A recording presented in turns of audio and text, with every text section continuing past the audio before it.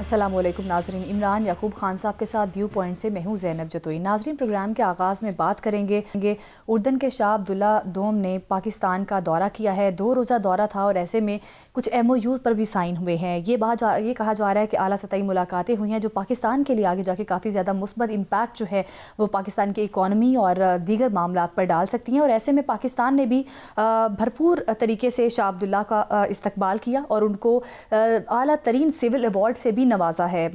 इसके बाद अब ये जो मुलाकात थी और इसके बाद किन MOU पर साइन हुए और किन उमूर पर बातचीत की गई है, इस पर आज हम प्रोग्राम में बात करेंगे। कुछ सियासी और अहम मामलात हैं। 27वीं आईनी तरमीम के बाद जहां कहा जा रहा था सुप्रीम कोर्ट से इस्तीफे आए, फिर हाई कोर्ट से इस्तीफा, अब कहा जा रहा है कि पार्लियामेंट से भी इस्तीफे आ सकते हैं। इसके बाद अब क्या माहौल बनता है, इस पर आज हम प्रोग्राम में बात करेंगे। और प्रोग्राम के दूसरे हिस्से में बात करेंगे भारतीय फ़ौज के अंदर इख्तलाफात बढ़ते हुए दिखाई दे रहे हैं। एक तरफ मोदी सरकार और दूसरी तरफ भारतीय फ़ौज, ऐसा लग रहा है कि दोनों एक दूसरे के आमने सामने आ गए हैं। और अब मोदी सरकार का सियासी करियर, सियासी फ्यूचर क्या होगा, इस पर बात होगी। प्रोग्राम के आखिरी हिस्से में बात करेंगे पाकिस्तान की मईशत में बेहतरी आ रही है, सरमायाकारों का एतमाद पाकिस्तान पर बहाल हो रहा है। इस पर आज प्रोग्राम में बात करेंगे। नाज़रीन, सबसे पहले बात करेंगे उर्दन के शाह अब्दुल्ला का पाकिस्तान का 2 रोज़ा दौरा और इसकी क्या इंपॉर्टेंस है। कुछ MOUs पर भी साइन हुए हैं। इस बारे में जानने के लिए इमरान साहब आपकी राय जानना बड़ा ज़रूरी है। बड़ा अहम दौरा था ये। 2 रोज़ किंग ऑफ जॉर्डन पाकिस्तान रहे और कुछ MOU पर भी साइन हुए हैं। पहले तो इसकी इंपॉर्टेंस के बारे में बताइएगा कि पाकिस्तान कहाँ दिखाई दे रहा है आपको अब। बिस्मिल्लाहिर्रहमानिर्रहीम। ज़रम देखिए बात यह है कि मार के हाथ को बुनियानुल मरसूस में कामयाबी के बाद पाकिस्तान को अल्लाह ताला ने जिस तरह से पूरी दुनिया में इज्जत से नवाजा है और खास तौर पे खित्ते में, तो उससे जो है तमाम जो दुनिया वो अब टेक्नोलॉजी के हवाले से, दिफाई मामलात के हवाले से पाकिस्तान को बड़ी इज्जत और कदर की निगाह से देख रही है।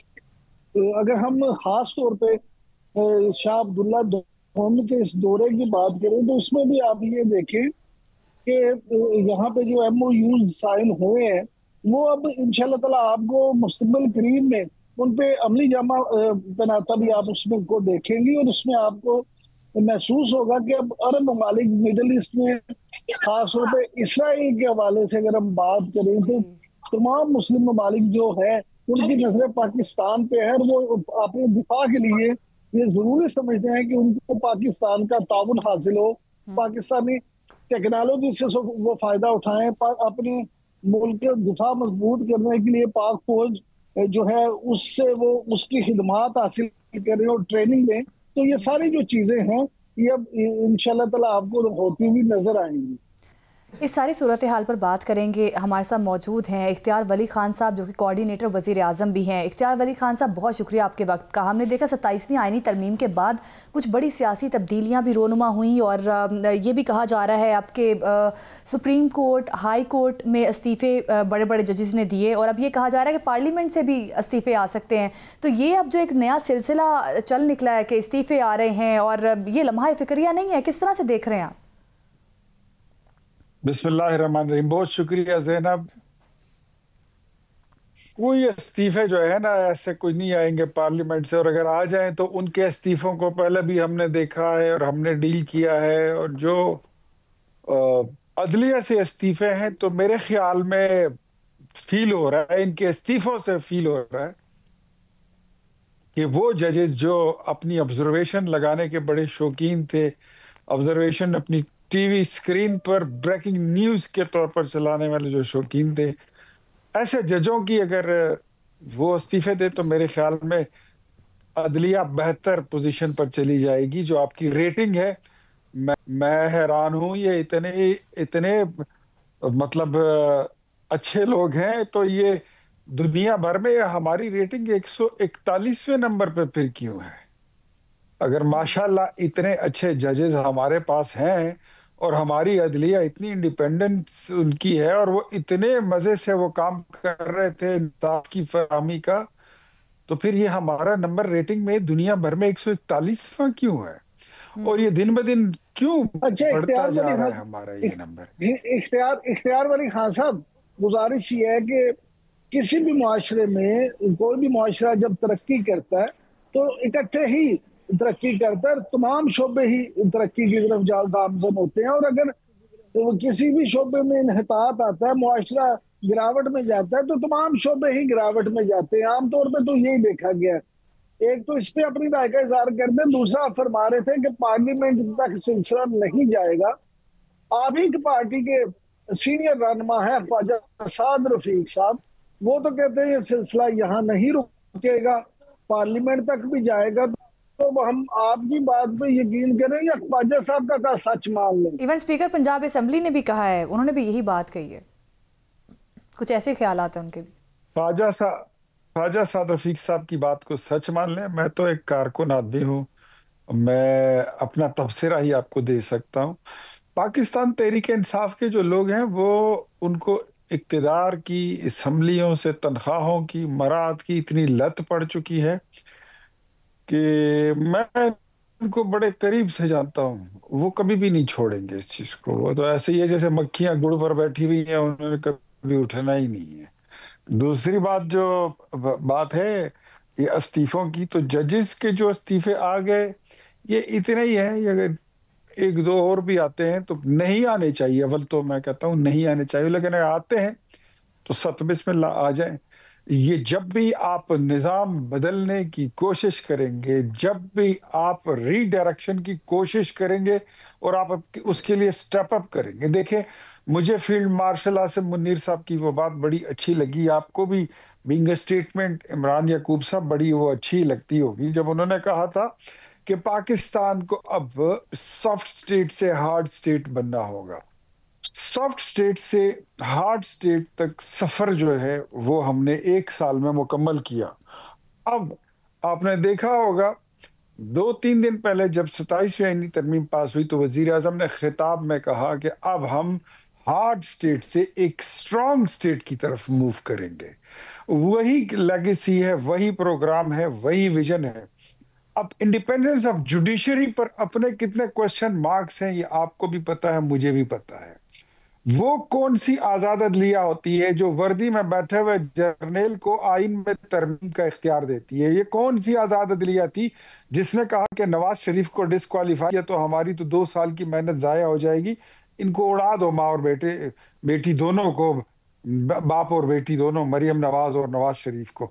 तो ये कौन सी अदलिया थी? और फिर भी जब इनको आराम नहीं आया, कलेजे में ठंडक नहीं पड़ी, तो कहते हैं कि इनकी ये पार्टी ओहदा इनसे छीन ले कि ये पार्टी के लोगों को टिकट ना जारी कर सके। इनका काम ही कोई नहीं है। फिर भी जब इनको ठंडक नहीं पड़ी कलेजे में तो फिर कहते हैं कि आप जनाब इसके बाद ये जो नाअहली है तो ये तो 5 साल के लिए होती। कहते नहीं, disqualification is for life time. क्या वो इसको हम कह सकते हैं कि ये कोई आजाद अदलिया थी? नो सर, कभी भी नहीं कह सकते। इख्तियार वली खान साहब, सर इख्तियार वली खान साहब, गुजारिश ये है कि देखें आप जो बातें कर रहे हैं वो बिल्कुल सच है। हम तो जनरल आसिम मुनीर साहब की हर बात को अच्छा समझते हैं, हम वजीर आजम मियां शहबाज शरीफ साहब की हर बात को अच्छा समझते हैं, हम अपने हर प्रोग्राम में आए हर मेहमान की बात को जो अहम भी समझते हैं और अच्छा भी समझते हैं। लेकिन कौम अब ये समझती है या चाहती है कि बात बातों से आगे बढ़ जाए। बातें तो बहुत हो गई, कौम अब ये चाहती है कि अमलन इस तरह के इकदाम होते नजर आए कि जिससे वाकई ही अब हम स्ट्रॉन्ग स्टेट बन जाएं। तो आप क्या ये समझते हैं कि जब तक मुल्की सियासत में कुछ ठहराव नहीं आएगा, जब तक ये तेड़-मेड़ की सियासत खत्म नहीं होगी, तो हम हकीकी मायनों में स्ट्रॉन्ग स्टेट बन सकेंगे?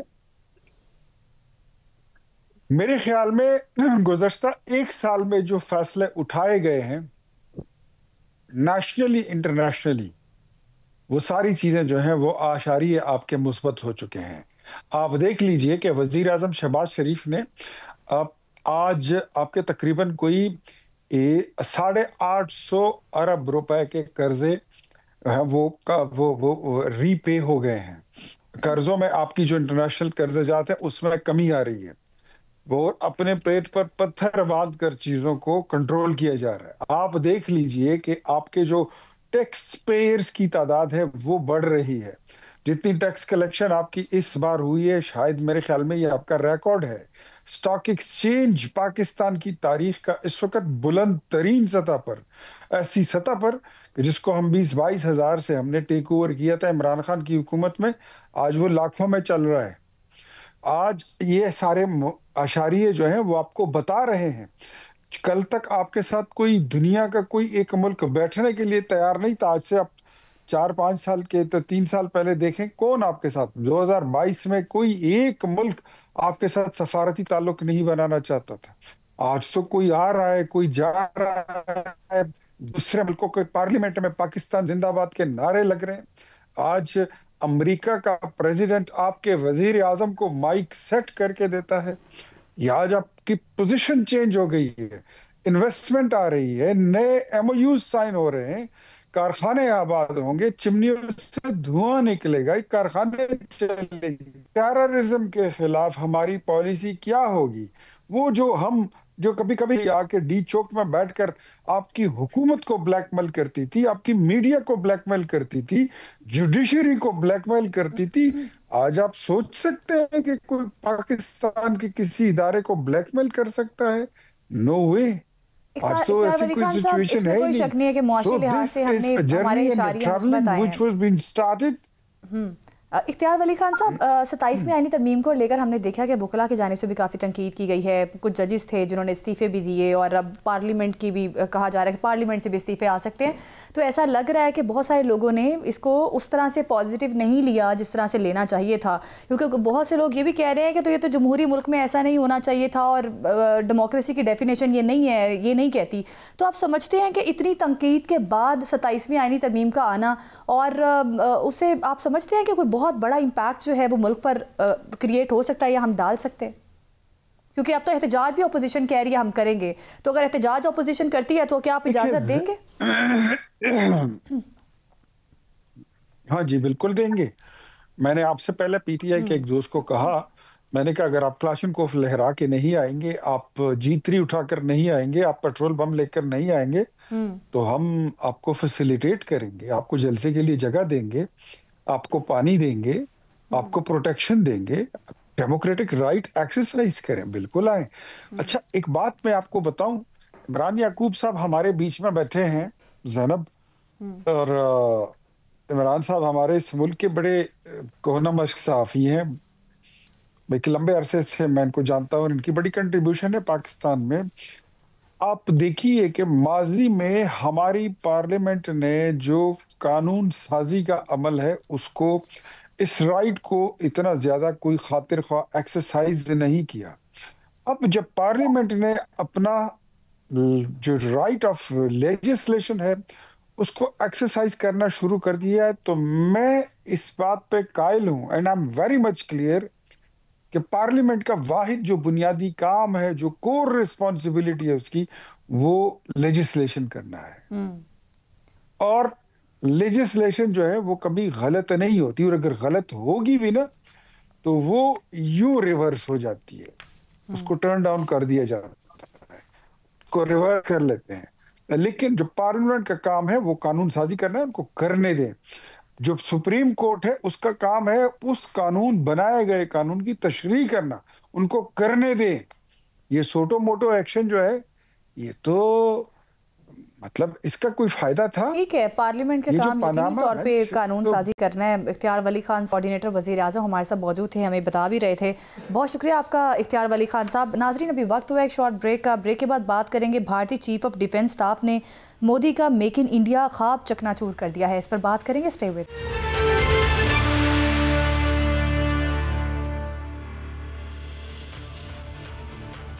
वेलकम बैक नाजरीन, बात करेंगे भारत की जानिब से दी जाने वाली धमकियां और अफगानिस्तान के साथ बिगड़ते हुए मामलात। एक तरफ अब army chief field martial Asim Munir की जानिब से भी वाज़ेह तौर पर यह पैगाम दिया गया है कि अगर पाकिस्तान के साथ जंग करने की कोशिश की गई तो पाकिस्तान भरपूर जवाब देगा। इसी मामले पर बात करेंगे। Air vice marshal retired Sajid Habib दिफाई तज्जिया कर हमारे साथ मौजूद हैं। Air vice marshal retired Sajid Habib साहब, बहुत शुक्रिया आपके वक्त का। Army chief field marshal Syed Asim Munir ने जो आज स्टेटमेंट जारी की है, उन्होंने कहा कहा है कि पाकिस्तान एक अमन पसंद मुल्क है, लेकिन अगर किसी ने जंग मुसल्लत करने की कोशिश की तो भरपूर जवाब दिया जाएगा। तो इस स्टेटमेंट पर आप क्या कहेंगे? ऐसे में जब अफगानिस्तान के साथ हमारे मुज़ाकरात जो हैं वो नाकाम रहे हैं और भारत जो कंसिस्टेंसी से पाकिस्तान को धमकियाँ दे रहा है कि जंग करेगा, तो क्या आगे जाके जंग का भी कोई शुबा है और जंग वाले भी कोई हालात बन सकते हैं? अस्सलाम वालेकुम। पहले तो बहुत शुक्रिया मुझे बुलाने का। फील्ड मार्शल ने बिल्कुल सही कहा और आपने देखा कि जो हमारी स्ट्रैटेजी, ओवरऑल मिलिट्री स्ट्रैटेजी थी बुनियादी मखसूस में, उसमें और जो बालाकोट वाला इंसिडेंट था उसके बाद वाले में बहुत फर्क था। इस दफा फुल, जिसको कहते हैं कि तमाम स्पेक्ट्रम्स में, उसमें मल्टीपल डोमेन्स में उनको जवाब दिया गया, क्योंकि अब पैराडाइम एक शिफ्ट इतनी ज्यादा हुई है पिछले 6 बरस में कि इसके अलावा और कोई चारा नहीं है। तो जहां तक भारत का ताल्लुक है तो मैं समझता हूं कि बिल्कुल हमें ऐसा ही करना होगा और उम्मीद है कि ऐसा ही करेंगे अगर भारत ने फिर कोई स्ट्रेट ड्रामा करके हरकत करने की कोशिश की। दूसरी तरफ जो अफगानिस्तान की बात है तो आई थिंक वहां पे हमें बड़ा सिलेक्टिव होना पड़ेगा और वहां पे आई डोंट थिंक कि या कोई हमारी ऐसी सोच होगी कि फुल स्केल वॉर की जाए, उस पर हम ट्रैप नहीं होना चाहते और हमें होना भी नहीं चाहिए। हाँ, सिलेक्टिव टारगेट्स है, जहां पे भी हमें टीटीपी के दहशतगर्दों के ठिकाने या खुदकश बमबार कहाँ पे तैयार हो रहे होते हैं वो मिले तो उनको शायद स्ट्राइक किया जाएगा, जैसे हमने पहले भी किया है। क्योंकि ये नेक्सस जो है इसके जो ताने बाने हैं वो कहीं और जाके मिलते हैं। आई थिंक उसमें इसराइल को हमें बिल्कुल रूल आउट नहीं करना चाहिए, वो बिल्कुल इसमें इन्वॉल्व है, लेकिन उसकी आशीर्वाद भी इनको मिलती रहती है। तो हमारे लिए इसके अलावा कोई ऑप्शन नहीं कि अगर भारत कोशिश करता है फिर से कुछ करने की तो हम एक क्विक शॉर्ट और बिल्कुल होलसम रिस्पॉन्स दें उनको। और अफगानिस्तान वाली साइड पे हमें सिलेक्टिव रिस्पॉन्स और उसके साथ हमें अगर कोई मीडिएशन की ऑफर करता है तो उसको एक्सेप्ट करना चाहिए।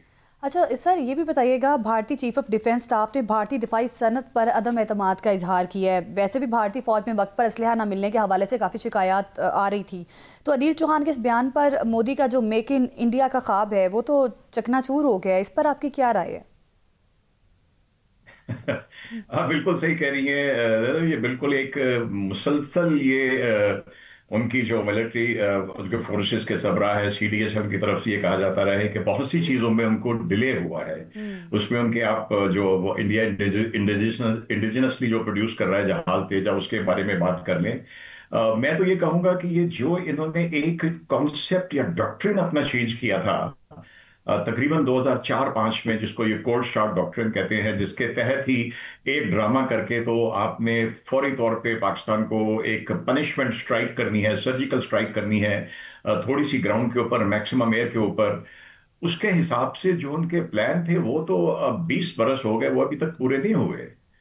तो ये भी शो करता है कि उनकी सप्लाई चेन, उनकी डिसीजन मेकिंग वो कितनी पुअर है कि एक डिसीजन लिया जाता है और उसको इंप्लीमेंट करने में 20 साल लग गए हैं। तो भारत की कोशिश जारी है और ये प्रॉब्लम उनको फेस बिल्कुल हो रहे हैं और इसलिए पाकिस्तान जो है वो सेल्फ रिलायंस की तरफ गया है, कम से कम JF-17 थंडर के सिलसिले में, और रिलायबल सोर्स की तरफ गया है। ये हमें जहन में रखना चाहिए कि हमें हमारे ऊपर भी एम्बार्गोज लगते रहे मुश्किल औकात में, मुश्किल वक्त में। तो हमने उससे सबक ये सीखा है कि सेल्फ रिलायंस जित हद तक कर सकते हैं और रिलायंस ऑन सच्चे दोस्तों के ऊपर, जैसे चाइना है। अच्छा सर, ये भी बताइएगा कि भारतीय फ़ौज के अंदर हमने देखा है कि काफ़ी बिगाड़ पैदा हो रहा है, दाखिली बगावत के आसार मिल रहे हैं। जिस तरह से भारतीय आर्मी चीफ ने बताया कि 20,000 मुस्लिम फ़ौजियों के मुस्ताफ़ी होने के हवाले से उनका एक बयान बड़ा वायरल हो रहा है। तो इस तरह के एक तरफ तो मोदी साहब धमकियाँ देते हैं, दूसरी जानिब उनकी अपनी फ़ौज के अंदर इतना डिवाइड पैदा हो रहा है। तो ये आप किस तरह से देख रहे हैं आप इस तब्दीली को जो भारत के अंदर रोनुमा हो रही है? अब बिल्कुल सही कहा आपने। इस वक्त अगर आप दुनिया भर में लैंड फोर्सेस, आर्मी की बात कर रहा हूं, अगर आप देखें एक सर्वे या गूगल पे जाके देख लीजिए कि सबसे ज्यादा खुदकशी किस मुल्क की फौज में हो रही है, तो वो भारत की फौज है। बिल्कुल, आप जो मुसलमानों का हाल किया गया है, मुझे बताइए कोई भी मुसलमान जो 20% भी मुसलमान हो ईमान के हिसाब से, क्या वो ये सारा कुछ बर्दाश्त कर सकता है कि जो भारत में उनके साथ किया जा रहा है जब से हिंदुत्व ये RSS वाले मोदी लोग आए हैं? इसकी एक मिसाल देख लीजिए कि अभी बाहर के इलेक्शन में बाहर वो उनकी गवर्नमेंट है वो जीत गए, लेकिन बीजेपी ने एक भी मुसलमान मेंबर को टिकट नहीं दिया था और दूसरी पार्टियों से 11 मुसलमान मेंबर बाहर के अंदर जीत गए। तो ये एक फ्रस्ट्रेशन है, ये तो एक मुसलमानों की फ्रस्ट्रेशन है। हमारे सिख भाइयों की फ्रस्ट्रेशन देख लीजिए कि वो कितने फ्रस्ट्रेटेड हैं कि मुख्तलिफ मुल्कों में रेफरेंडम करवा रहे हैं खालिस्तान के बनने के लिए, खालिस्तान की आज़ादी के लिए। फिर 7-8 स्टेट्स में, नागालैंड है, मिजोरम है, उस साइड पे आप देखिए अरुणाचल प्रदेश है, वहां पे आज़ादी की सेपरेशन की मूवमेंट चल रही है। तो ये फ्रस्ट्रेशन भारत की मैं तो समझता हूं कि ये मोदी जो है ये इंशाल्लाह भारत के गोरबचफ साबित होंगे और ये भारत के अंदर से मजीद पाकिस्तान निकलेंगे, मजीद खालिस्तान और मिजोरम निकलेंगे। अच्छा साजिद साहब, अच्छा सर ये फरमाइएगा कि जो आप अभी ये जिस तरह से बता रहे थे सारा, तो हमने तो शुरू से ये देखा कि ये फ्रस्ट्रेशन जो है भारत की वो हमेशा से ऐसे ही रही है, इसलिए फॉल्स फ्लैग ऑपरेशन का सिलसिला भी होता रहा है। इसीलिए वो बांग्लादेश में कभी आपने देखा वो मुफ्ती बानी की सपोर्ट हो या जिस तरह से भी हो, फिर अफगानिस्तान में मौजूदा आप देख लें कि अफगान रजीम जो है उसको इंडिया किस तरह से सपोर्ट करता है। इस तरह से पाकिस्तान में कलभूषण यादव हो या जितनी भी दहशतगर्दी यहाँ होती रही, तो ये सारे जितने मामला हैं आप इसको किस अंदाज से देखते हैं कि क्या हम सिर्फ ये कह के कि उसकी फ्रस्ट्रेशन है इसको हर दफा बर्दाश्त करते जाए, या हमें इंडिया को एक इस तरह से जो है ना ठोस जवाब देना होगा, क्योंकि अब तो आलमी सतह पे भी ये सब साबित हो चुका है जिस तरह से मार के हक में अल्लाह ने हमें कामयाबी दी है और इंडिया का झूठ सामने आया है। जी इमरान साहब, आप ये जो इंडिया को मार्का हक में, इसके बारे में आपने बड़ा खूबसूरत वो वर्ड इस्तेमाल किए हैं, गिद्दड़कुट वाले यूज किए थे, आई रिमेम्बर। तो गिद्दड़कुट के बाद से भारत की हालत कुछ ऐसी ही है। और जो जैनब का सवाल था उसमें मैं एक चीज ऐड ऑन करूंगा कि मैं एक ओरिजिनल वीडियो देख रहा था इंडिया की, जहां पे किसी नॉर्दर्न एरियाज में, जो उनके नॉर्थ वेस्टर्न एरियाज का किसी पोस्ट में बैठे हुए उनकी आर्मी के सिपाही कह रहे हैं कि कई कई दिन खाना नहीं मिलता और इलाके के लोग आके खाना दे के जाते हैं। तो जहां पे भूख की ये हालत है, वो मुल्क अपने आप को बहुत बड़ी वो सुपर पावर या इकोनॉमिक सुपर पावर क्लेम करता है और बनने की कोशिश करता है। तो ये उनकी ओरिजिनल हालत है वहां पे। आपने जिक्र किया भारत का और अफगानिस्तान का, जैनब का सवाल भी इसी बारे में था कि अगर वो दोनों तरफ से होती है तो इमरान साहब ये गठजोड़ बड़ा सॉलिड है, ये कोई इत्तफाकिया नहीं है कि मुल्ला मुत्तकी उठ के वहां पे चला गया है।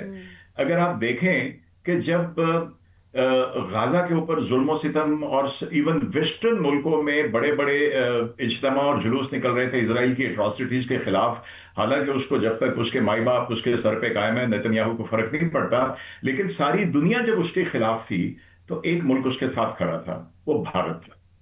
अब इसी को हम अगर देखें कि जब आपके मुताबिक वो गिद्दड़कुट पड़ी भारत को, तो वो एक तरह से डिप्लोमेटिक बिसीज था, कोई उसके पास नहीं जा रहा था। हमारे प्राइम मिनिस्टर को, पाकिस्तान के फील्ड मार्शल को, एयर चीफ को, इनको दुनिया भर में केस स्टडीज और वेलकम किया जा रहा था। तो एक मुल्क कौन सा है दुनिया में जो उस वक्त गया भारत के पास? अफगानिस्तान। ये नेक्सस है सर, हमें इसको कोई ब्रदर इस्लामी मुल्क के तौर पर नहीं देखना चाहिए, और ना ही तालिबान को, कम से कम तालिबान को हमें कोई इस्लामिक रिजीम नहीं समझना चाहिए। ये हमारे मुल्क में बैठे हुए जो कुछ सो कॉल्ड मजहबी जमातों वाले हैं या उस केपीके में कुछ जो सरकारी अनासर हैं, वो समझते हैं कि ये हमारे मुसलमान भाई हैं। ये बिल्कुल हमारे मुसलमान भाई नहीं है, ये एक नेक्सस है। और इस नेक्सस को हमने, जहां एक तरफ मैं समझूंगा कि भारत अगरचे एक बड़ी कुव्वत है जिसके साथ हमारी जंग हुई और हमने उसमें शिकस्त दी अल्हम्दुलिल्लाह, अल्लाह ताला के करम से, उसको होल हार्टेड रिस्पॉन्स देना चाहिए और उसको पता है कि मिलेगा, फिर मिलेगा। और अफगानिस्तान को अभी भी हमें, क्योंकि अफगानिस्तान जैसे इंडिया में हो रहा है, अफगानिस्तान में भी तालिबान के खिलाफ आवाजें उठ रही हैं। एक रेजिस्टेंस ऑर्गेनाइजेशन है वो इनके खिलाफ उठ रही है। नॉर्दर्न साइड के ऊपर जो इनके नॉर्दर्न अलायंस के पुराने लोग हैं वो इनके खिलाफ उठ रहे हैं, लोग उनसे तंग हैं। तो हमें वहां पे मुज़ाकरात क्यों नाकाम हो रहे हैं? क्योंकि वज़ीर दिफ़ा ख्वाजा आसिफ ने भी कहा है कि मामला तय होते नज़र नहीं आ रहे, तो सर अगर मुज़ाकरात नहीं होते हमारे अफ़गानिस्तान के साथ और बातचीत के ज़रिए अगर कोई हल नहीं निकलता, तो फिर क्या समझते हैं कि एक तरफ भारत एक चैलेंज है पाकिस्तान के लिए, फिर अफ़गानिस्तान भी एक चैलेंज है पाकिस्तान के लिए, तो क्या समझते हैं, क्योंकि रूस ने भी अब पेशकश कर दी है सालिसी की, तो समझते हैं कि कोई बातचीत के ज़रिए कोई हल निकाला जा सकेगा, क्योंकि पहले जो सालिस थे वो तो नाकाम रहे। आप बिल्कुल सही कह रहे हैं, सालिस बिल्कुल नाकाम रहे और उन्होंने और सालिसीन कम अज कम मैं तुर्की की हद तक जानता हूं कि मैं वहां पे रहा हूं, मेरा कांटेक्ट है वो जर्नलिस्टों के साथ, उन लोगों के साथ, कि इवन तुर्की ने भी यही कहा कि इनको किसी ने भड़काया है और इनको मुज़ाकरात को आगे बढ़ने से रोका है। वो कौन है? वो हमारी मशरकी सरहदों पे बैठा हुआ भारत है। तो अफगानिस्तान से में जैसे अभी आपने जिक्र किया जैनब के रशिया ने ऑफर की है, क्योंकि देखिए ये सिर्फ हमारा एक रीजनल इशू नहीं है, हमारा और अफगानिस्तान का, हमारा और भारत का।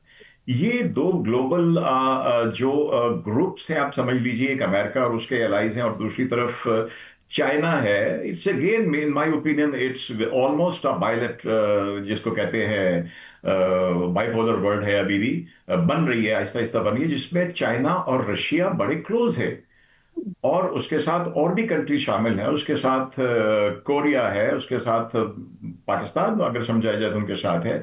तो इनकी कोशिश यही है, और ये सारी अगर रशिया ऑफर कर रहा है तो सिर्फ ये नहीं कि रशिया को उससे कोई खतरा नहीं है, रशिया की सरहद उससे परे चली गई है, ताजिकिस्तान और दूसरे मुल्क इनके साथ लगते हैं, लेकिन रशिया नोज कि ये अमेरिका की और इसराइल की गेम खेल रहे हैं। तो इससे बेहतर है कि इनको समझाया जाए और हमें किसी भी उम्मीद ना रखे बगैर, उम्मीद कोई नहीं है मुझे जाती तौर पे इन तालिबान रजीम से कोई उम्मीद नहीं है, लेकिन इसके बावजूद अगर कोई थर्ड कंट्री जो मीडिएशन कराता है, सालिसी करना चाहता है, तो हमें उस मौके को यस कहना चाहिए ताकि हमें कोई ना कह सके, हम अपनी हुज्जत पूरी करें, ये जरूरी है। लेकिन उसके साथ फिर मैं कहूंगा कि अगर वहां से कुछ हमारे ऊपर अटैक आता है तो उसका शॉर्ट, क्रिस्प और सिलेक्टिव हमें रिस्पॉन्स बड़े हैवीली देना चाहिए। अच्छा सर, ये फरमाइएगा कि आपने अभी अपने जवाब में चीन का 2-3 दफा जिक्र किया, तो जिस गिदरगुट की हम पहले बात कर रहे थे उसमें चीनी टेक्नोलॉजी का भी बड़ा दखल था, और अब चीन ने जो नया ये तजर्बा किया है पहली दफा, तो आप क्या समझते हैं कि इस टेक्नोलॉजी से, इस तजर्बे के बाद इंडिया को सबक सीखेगा या इंडिया अभी भी अपनी हरकतों से बाज नहीं आएगा? बाज तो नहीं आएगा, ठीक है, बाज तो नहीं आएगा, लेकिन जैसे मैंने पहले भी मैंने शायद जिक्र किया था कि भारत इस वक्त कैच-22 सिचुएशन में है कि अगर उसने फिर कोई हरकत की और फिर उसको गिदड़कुट जैसे आप कहते हैं लग गई, तो फिर क्या बनेगा। तो इसलिए आपने देखा कि ये अभी जो दिल्ली वाला वाकया हुआ, इसके बाद कोई स्टेटमेंट उनकी नहीं आई। जहां इन्होंने पहलगाम वाले इशू में इन्होंने चंद घंटे भी नहीं लगाए थे और पाकिस्तान पे इल्जाम लगा दिया था। अब यहाँ पे अभी तक ना अमित ने, ना दोवल ने, ना मोदी ने, किसी ने कोई ऐसा बयान नहीं दिया कि ये पाकिस्तान ने करवाया है। शायद इसलिए कि उसी वक्त जो है वाना कैडेट कॉलेज के ऊपर हमला हो गया, जो डेफिनेटली इंडियन स्पॉन्सर्ड था और जिसमें पक्के राब्ते मिल गए अफगानिस्तान के, और उसके साथ इस्लामाबाद में हो गया।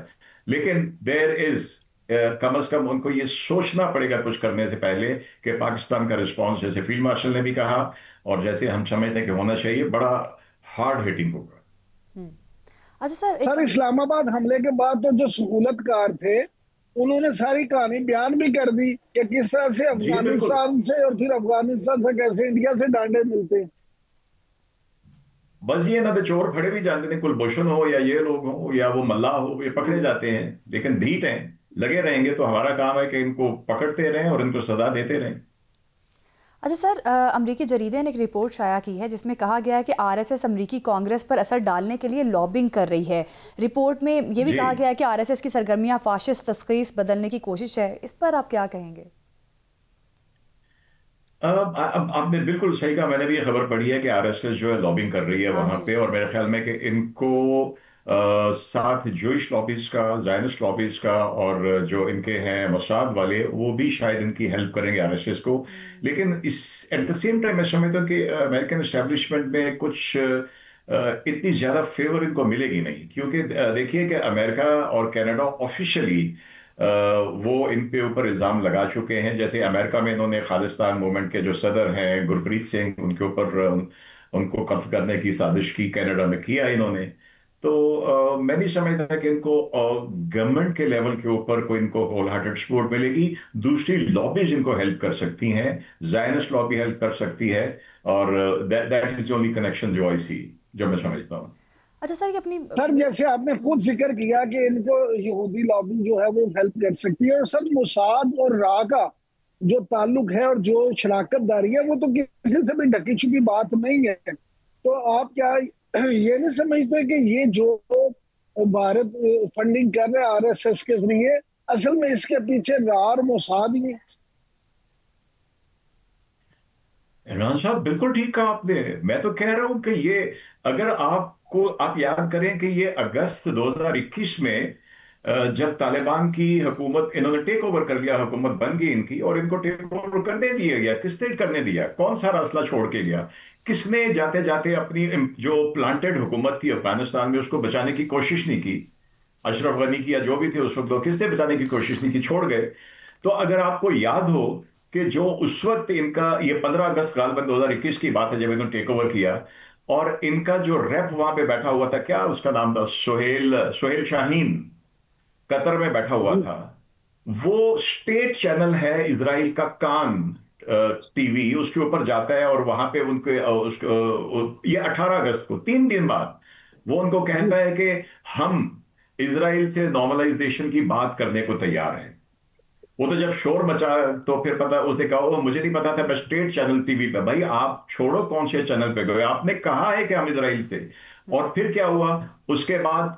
जनवरी 2022 में जब इनका जो अगला था वर्दक, या क्या नाम है उसका, मोहम्मद नईम वर्दक ने फिर यही स्टेटमेंट दी, ये तालिबान है, ये मुसलमान है so called.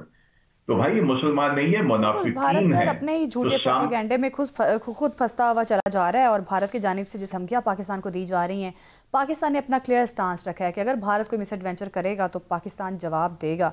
Air vice marshal retired Sajid Habib साहब हमारे साथ मौजूद थे, हमें बता रहे थे। नाजरीन अभी वक्त हुआ एक शॉर्ट ब्रेक का, ब्रेक के बाद बात करेंगे क्या पाकिस्तान में इक्तिसादी इस्तेहकाम के नए सुनहरी दौर का आगाज़ हो चुका है, इस पर बात होगी। Stay with us.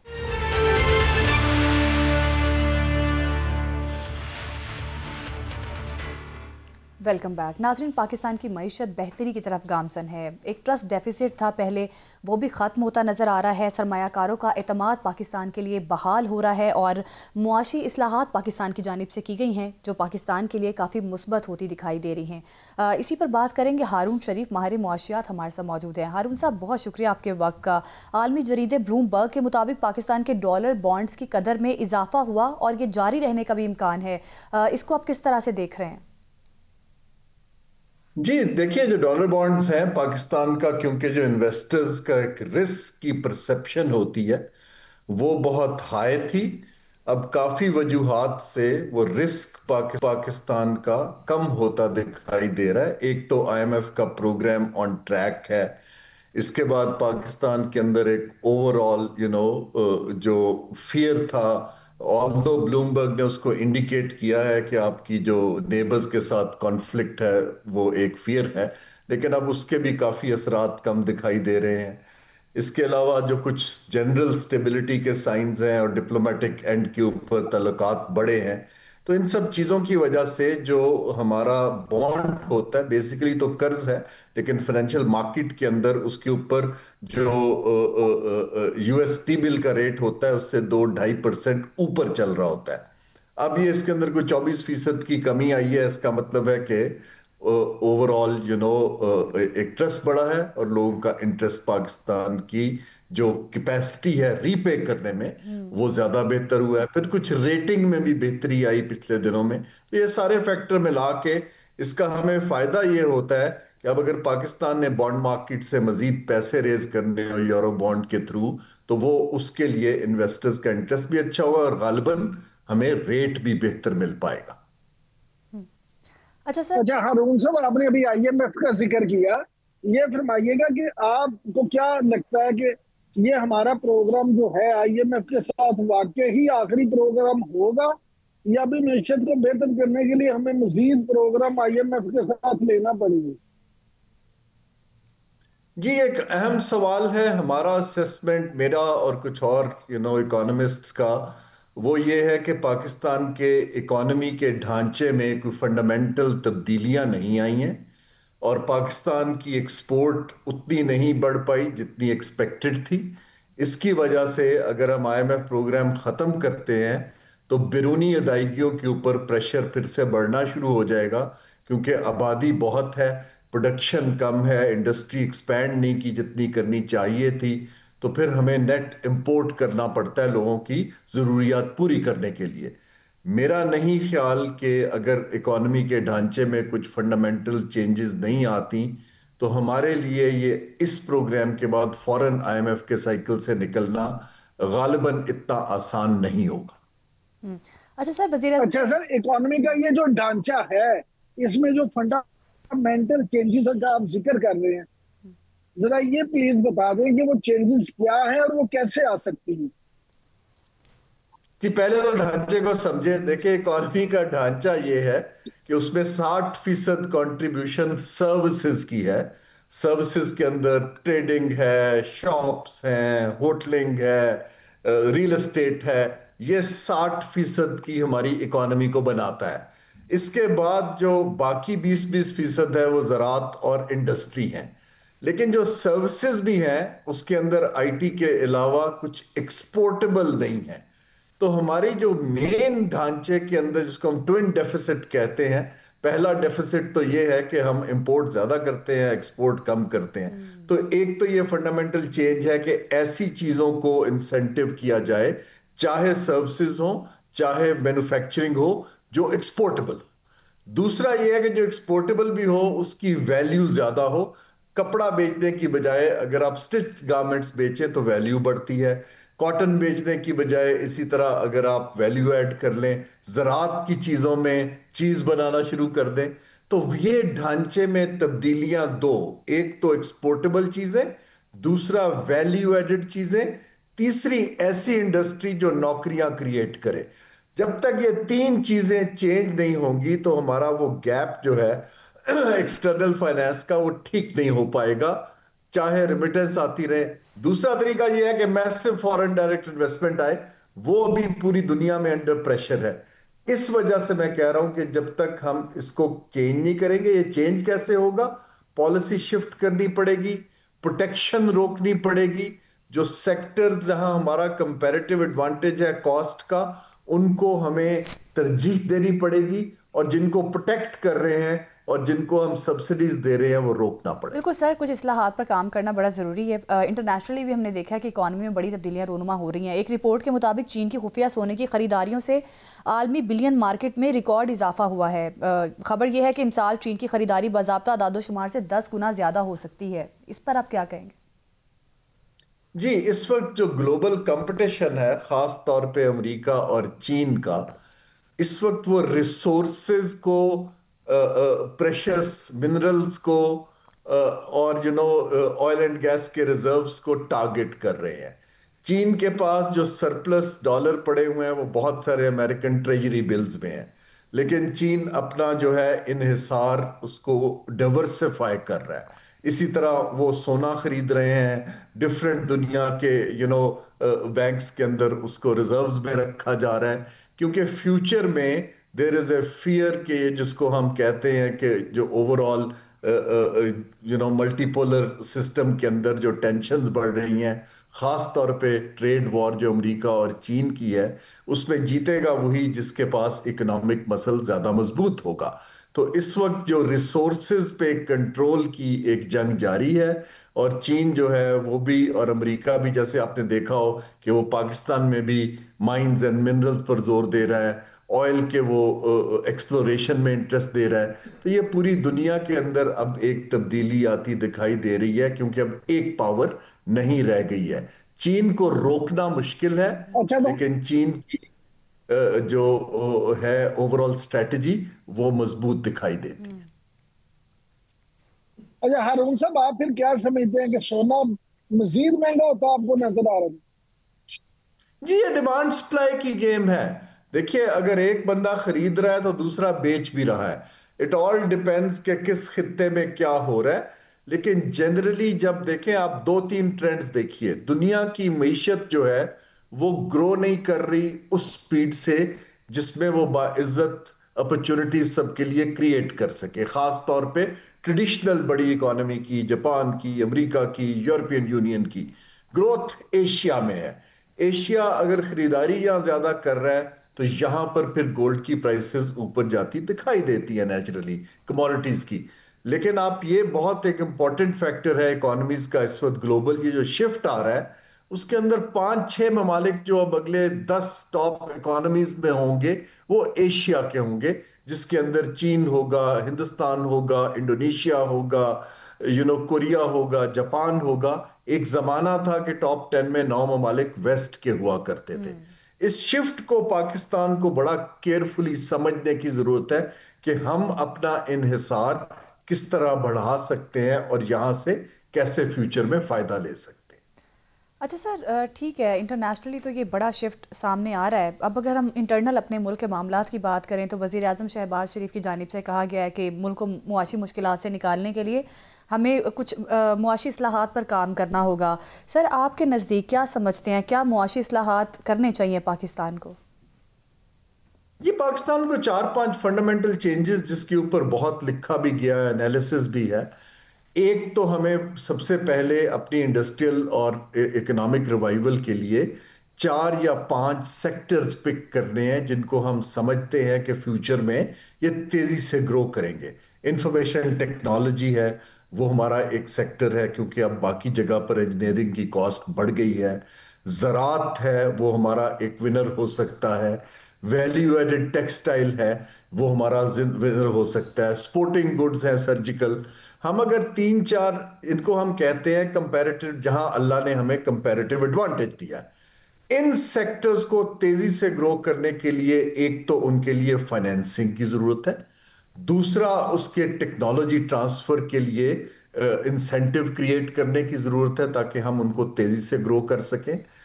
तीसरा ये है कि उनके लिए हमें रेगुलेटरी डेलीगेशन की जरूरत है, सब कुछ काम करने के लिए मिनिस्ट्रियों में ना भागना पड़े। ये 3-4 सेक्टर्स अगर, और ये सारे एक्सपोर्ट ओरिएंटेड है, जब ये इन सेक्टर्स के पीछे आप खड़े होंगे तो पहली इस्लाह तो ये है। दूसरी इस्लाह ये है कि गवर्नमेंट का रोल कम करने की जरूरत है। गवर्नमेंट बहुत ज्यादा है, G2G डील्स की कोशिश करती है, तो ब्यूरोक्रेसी का अगर आप रोल कम करें और प्राइवेट सेक्टर के इदारे बनाएं जैसे कि बहुत से मुल्क बना रहे हैं तो काम ईज ऑफ डूइंग बिजनेस हो जाता है। तीसरा एनर्जी की कॉस्ट है, क्योंकि वो बहुत हिट करती है, तो ऐसी इंडस्ट्री को और ऐसे शोबों को आप सपोर्ट करें जो ज्यादा एनर्जी इंटेंसिव ना हो, और साथ साथ एनर्जी मिक्स को चेंज करें। अगर हम इन 3-4 चीजों को अगले 3 से 5 साल में लाइन पे लाना शुरू कर दें, पाकिस्तान एक बड़ी लुक्रेटिव मार्केट बनेगा, क्योंकि दुनिया की बाकी मार्केट्स बिल्कुल के अंदर इकोनॉमिक रिवाइवल के लिए यकीनी तौर पे इन स्टेप्स पर काम करना बड़ा है ताकि पाकिस्तान जो है मुआशी लिहाज से पाकिस्तान में इस्तेहकाम आ सके। हमारे मुआशियात हारून शरीफ हमारे साथ मौजूद थे और हमें बता रहे थे। बहुत शुक्रिया आपका हारून शरीफ। नाजरीन, प्रोग्राम से अभी दीजिए हमें इजाज़त, अगले हफ्ते फिर मुलाकात होगी। अल्लाह हाफिज़।